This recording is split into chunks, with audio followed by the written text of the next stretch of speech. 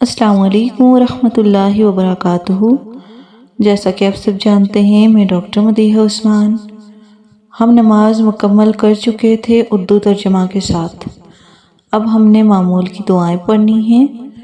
ہم معمول کی دعائیں عربک میں بھی پڑھیں گے اور پھر ساتھ اس کا اردو کا ترجمہ بھی پڑھیں گے تاکہ ہمیں سمجھ جائے کہ ہم دعا میں پڑھ کیا رہے ہیں، ہم نے کس وقت کون سی دعا پڑھنی ہے، کون سا کام کرنے سے پہلے کون سی دعا پڑھنی ہے۔ انشاءاللہ ہم کافی دعائیں پڑھیں گے جو ڈیلی بیسس پہ ہماری روٹین میں شامل ہوں گی۔ انشاءاللہ آپ نے کوشش کرنی ہے آپ ان دعاؤں کو زبانی حفظ کریں، ان کا ترجمہ حفظ کریں تاکہ آپ اپنے گھر میں بڑوں کو، بچوں کو وہ دعائیں پڑھا سکیں۔ ہمارے گھر میں ہر ممبر کو یہ دعائیں آنی چاہیے۔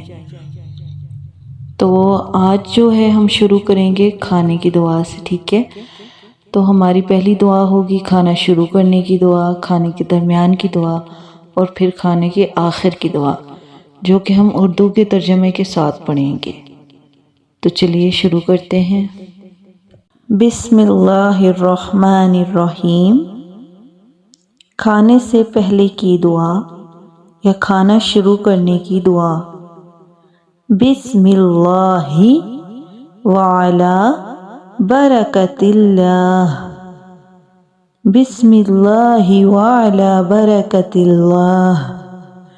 ترجمہ: اللہ عز و جل کے نام سے اور اللہ عز و جل کی برکت پر کھاتی ہوں یا کھاتا ہوں۔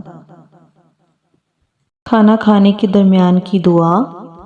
بسم اللہ اولہ و آخرہ، بسم اللہ اولہ و آخرہ۔ اللہ کے نام کے ساتھ میں نے اس کھانے کے شروع اور آخر میں اللہ کا نام لیا۔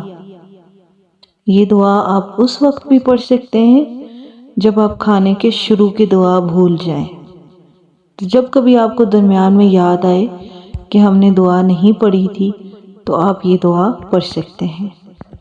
کھانا کھانے کے آخر کی دعا یا کھانا کھانے کے بعد کی دعا۔ الحمد للہ الذی اطعمنا وسقانا وجعلنا من المسلمین،